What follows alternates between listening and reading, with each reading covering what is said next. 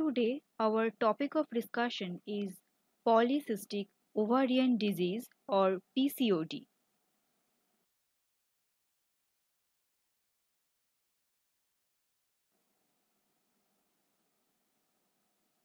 Polycystic ovarian disease, as the name suggests, poly means multiple.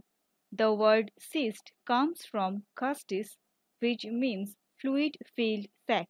In PCOD, there is multiple fluid filled sac in the ovary.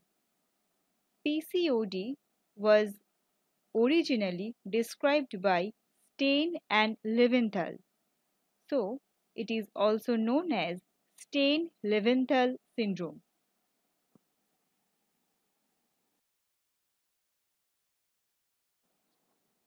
PCOD most commonly occurs in women under reproductive age group but can affect women at any age.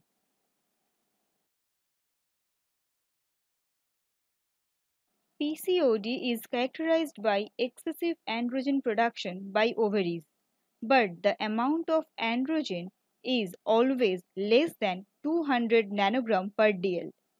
If it is more than 200 nanogram, then there is chance of androgen producing tumor of ovary. Now, how does the ovary produce so much of androgen? In body, there is increased amount of luteinizing hormone. This LH goes to ovary, acts on theca cells of follicle, and the theca cells secrete androgen.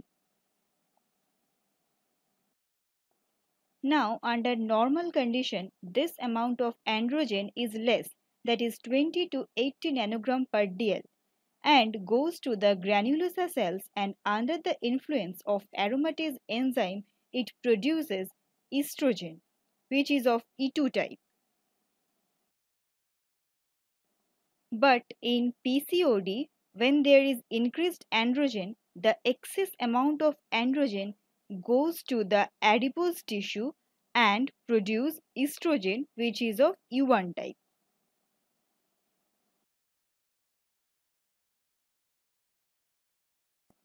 Now, what does this increased amount of estrogen do? It gives negative feedback to FSH hormone. That's why in PCOD patient the amount of FSH is less.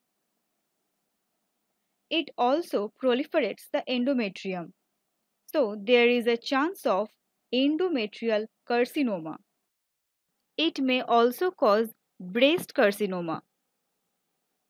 Estrogen gives positive feedback to LH hormone. There is increased amount of LH secretion and absence of LH surge, which results in anovulation. Because ovulation to occur, we need a sudden sharp rise in LH, but here LH is at higher level chronically. This anovulation does three things. Number one, infertility. Number two, absence of corpus luteum. As there is anovulation, corpus luteum is not formed. As there is no corpus luteum, there is no progesterone also.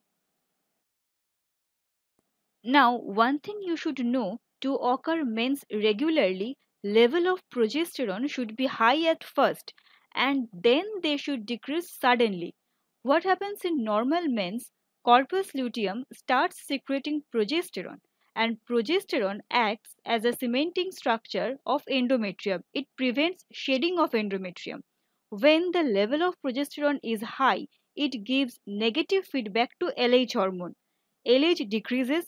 As the corpus luteum was maintained by LH, it degenerates and the progesterone also decreased and the woman menstruates.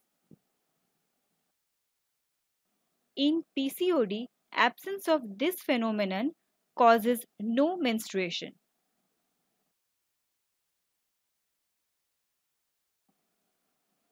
Now, in PCOD, the follicles are not getting converted into corpus luteum. So, the remaining follicles appear as cyst in the ovary in ultrasonography. In the picture, you can see this cyst-like structure in the ovary. This is known as necklace pattern.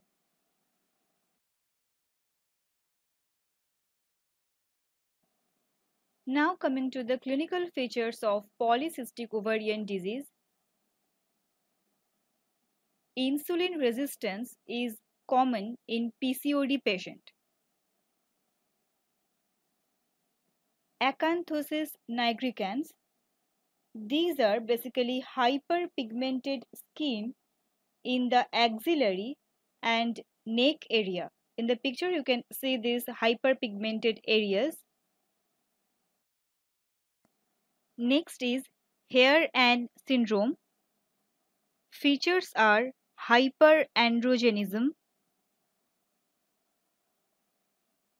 insulin resistance, and acanthosis nigricans. Metabolic X syndrome. Any three of the following 5 should be present. Number 1, abdominal obesity. Waist circumference should be more than 88 cm.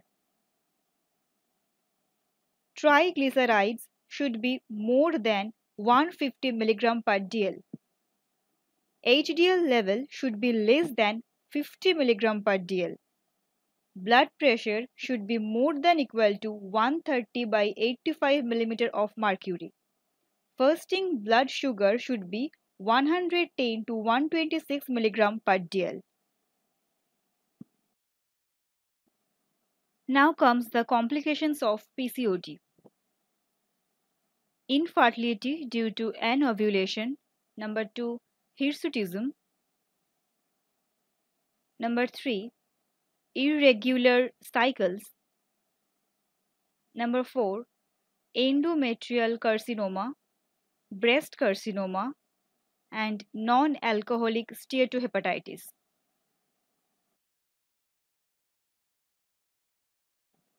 Now the management of PCOD. For obese patient, first step is weight reduction.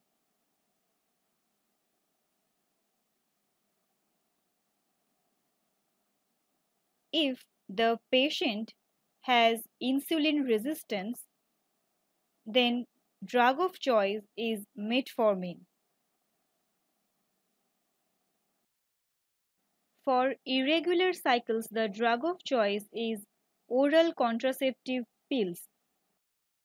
When the patient is taking OCP, she takes estrogen plus progesterone. This synthetic estrogen and progesterone will give negative feedback to natural FSH and LH of our body. This decreased level of LH and FSH will also decrease the endogenous estrogen and progesterone.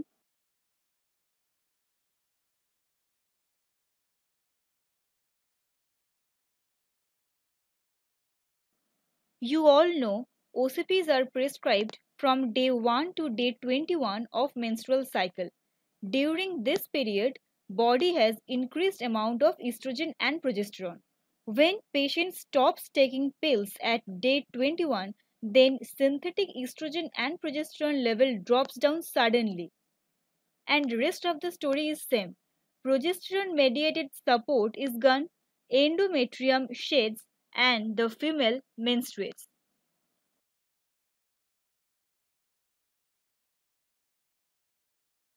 If the patient presents with hirsutism, then also the drug of choice is OCP. Because hirsutism is due to increased amount of androgen.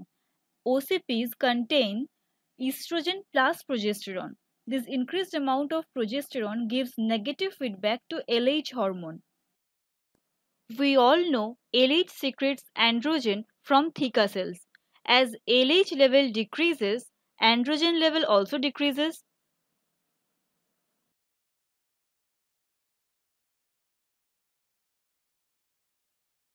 If the patient presents with infertility, then drug of choice is letrozole followed by clomiphene citrate.